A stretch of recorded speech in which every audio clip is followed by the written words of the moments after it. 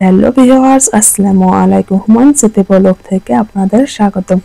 বরাবরের মতো নতুন একটি ভিডিও নিয়ে এসেছি। আশা করি অবশ্যই আপনাদের ভালো লাগবে। আমাদের বাসার সামনে কিন্তু মহারাজ স্কুল আছে, সেখানে কিন্তু ওয়াজ মাহফিল হচ্ছে।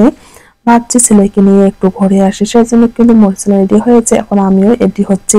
এই তো আমি বোরখা পরেছি, মূলত বোরখা, এবং এরপর কিন্তু ছুটার পরবো, যেহেতু বাইরে অনেক পরিমাণে ঠান্ডা।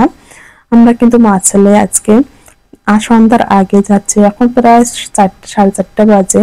ওর বাবা কিন্তু ফোন করে বললো যে তুমি একটা মুসলিমকে নিয়ে যাও, ও দেখে আসো। রাতের বেলা কিন্তু অনেক বেশি ঠান্ডা পড়ে গেছে, ও কিন্তু যেতে চাইবে, সেই জন্য কিন্তু ভাবছি দিনের বেলায় চলে আসি। এই তো চলে আসলাম। আমরা কিন্তু অনেকক্ষণ দাঁড়িয়ে দাঁড়িয়ে ওয়াজ শুনেছি। এরপর কিছু কেনাকাটা করার জন্য আস্তে যে সাইড দিয়ে দোকান বসেছে সেগুলোতে দেখছিলাম, কিন্তু সেভাবে কিছুই আমার পছন্দ হয়নি, যে জন্য আমি কিছুই কেনাকাটা করতে পারলাম না। কিন্তু মুসলিমকে খাওয়া দাওয়া করাইছি। এখানে কিন্তু অনেক অনেক খাওয়ার দোকানও এসেছে, সেখানে মুসলিম কিন্তু প্রচন্ড পরিমাণে এনজয় করেছে, যেহেতু ও সবসময় কিন্তু বাইর হতে পারে না। আর এরকম দোকান, খেলনা সবকিছু দেখে যখন ও কিন্তু অনেক বেশি এনজয় করেন। এই তো আমরা কিছু খাওয়া দাওয়া করার পর আবারও মাঠে চলে আসলাম। আসার পর দেখতেছি এখন কিন্তু কিছু কিছু মানুষ জমি হচ্ছে। ওয়াজ মাহফিল সন্ধ্যার পরে মূলত শুরু হয়, আর এখন সন্ধ্যার কিছু আগ মুহূর্তে এখন কিন্তু আস্তে আস্তে মানুষ অনেক বেশি হয়ে গেছে। এই তো এখানে কিন্তু পুরুষদের জন্য ব্যবস্থা করা হয়েছে, এবং মাঠের সঙ্গে যে নতুন একটা মসজিদ তৈরি হচ্ছে, সেখানে মহিলাদের জন্য খুবই সুন্দর বসার ব্যবস্থা করেছে। এই জিনিসটা এত বেশি ভালো লেগেছে। সেখানে শুধু মহিলারা সুন্দর করে বসে ওয়াজ শুনতে পারবে, আর মাঠে পুরুষদের জন্য এখন যেহেতু সেভাবে ওয়াজ শুরু হয়নি, সেই জন্য কিন্তু সবাই এদের সাথে ঘোরাঘুরি করছিল। এখন কিন্তু আমার মূলত বাসায় চলে যাব। আর এই ভিডিওটা কিন্তু আজকে শুট করা ছিল না, 2 দিন আগের ভিডিও, সময়ের কারণে কিন্তু আমি আপনাদের সঙ্গে শেয়ার করতে পারিনি। আর এখানে কিন্তু হুজুর ওয়াজ করছিল, আর ওনাকে কিন্তু পর্দার মাধ্যমে দেখা যাচ্ছিল। মোরসান কিন্তু এই জিনিসটা অনেক বেশি এনজয় করেছে, আর আমি কিন্তু ওকে দেখিয়ে দিচ্ছিলাম।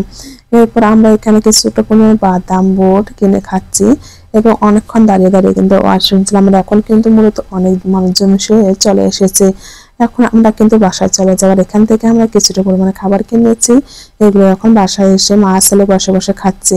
খেতে খেতে কিন্তু ওর বাবাও চলে এসেছে, আমরা 3জন মিলে কিন্তু এই খাবারগুলো খেয়ে নিচ্ছি। আর আজকে এত বেশি ঠান্ডা পড়ে গেছে, যেটা বলার মতো নয়। আর ঠান্ডা মানে কিন্তু পিঠা খেতে ইচ্ছে করে, তাই না? ঠান্ডা যখন একটু বেশি হয় তখনই কিন্তু আমাদের পিঠার কথা মনে হয়। সেই জন্য ভাবছি আজকে আবার গরম গরম ভাপা পিঠা তৈরি করবো। এর আগে কিন্তু আমি অনেকবারই ভাপা পিঠা তৈরি করেছি, আর ফুল রেসিপিটা আপনাদের সঙ্গে শেয়ার করেছিলাম। এর আগে যখন আমি ভাপা পিঠা তৈরি করেছি, তখন কিন্তু একটা করে ঝুড়িতে আটাগুলো টেকিয়ে নিয়েছিলাম। আর আজকে আমি একটা লেট জানালায় বেঁধেছি, জানালায় বেঁধে নিয়ে কিন্তু সুন্দর করে টেকে নিয়েছি। এত সুন্দরভাবে পড়ছে, দেখতে কিন্তু অনেক বেশি ভালো লাগছে। এই জিনিসগুলো আমার অনেক বেশি ভালো লাগে। একটা সময় ভাবতাম আমি কবে নিজের হাতে সমস্ত কিছু তৈরি করব, সবার পছন্দের জিনিস তৈরি করব, সবাইকে খাওয়াবো, কিন্তু চাইলেও আমি সেই কাজটা কোনোদিনও করতে পারিনি। হয়তোবা সবকিছু বানানো, সব কাজ করার সুযোগ পেয়েছে, কিন্তু নিজের পছন্দ মতো তৈরি করা, আপনজনদের খাওয়া, এই সুযোগটা কিন্তু আমার কপালে কোনোদিনও হয়নি।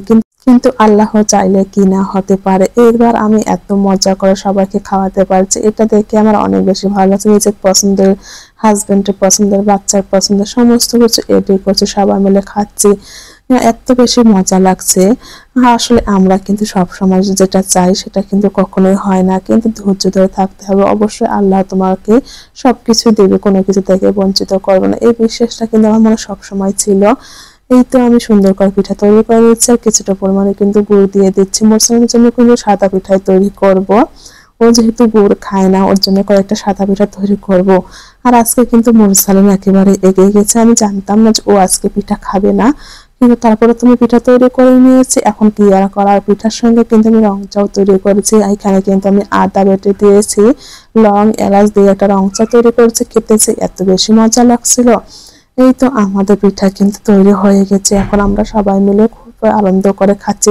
মুসলিম কিন্তু মূলত রাগ হয়ে আছে, পরে কিন্তু অবশ্যই পিঠা খেয়েছে। ও কিন্তু এরকমই অনেক সময় কিন্তু হুটহাট করে রাগ হয়ে যায়, এরপর কিন্তু আবার চট করে রাগ ঠিক হয়ে যায়। আমরা কিন্তু আজকে অনেকগুলো পিঠা তৈরি করেছি, এখন আমরা অনেক মজা করে পিঠা খাচ্ছি। সবাই ভালো থাকবেন, সুস্থ থাকবেন, আল্লাহ হাফেজ।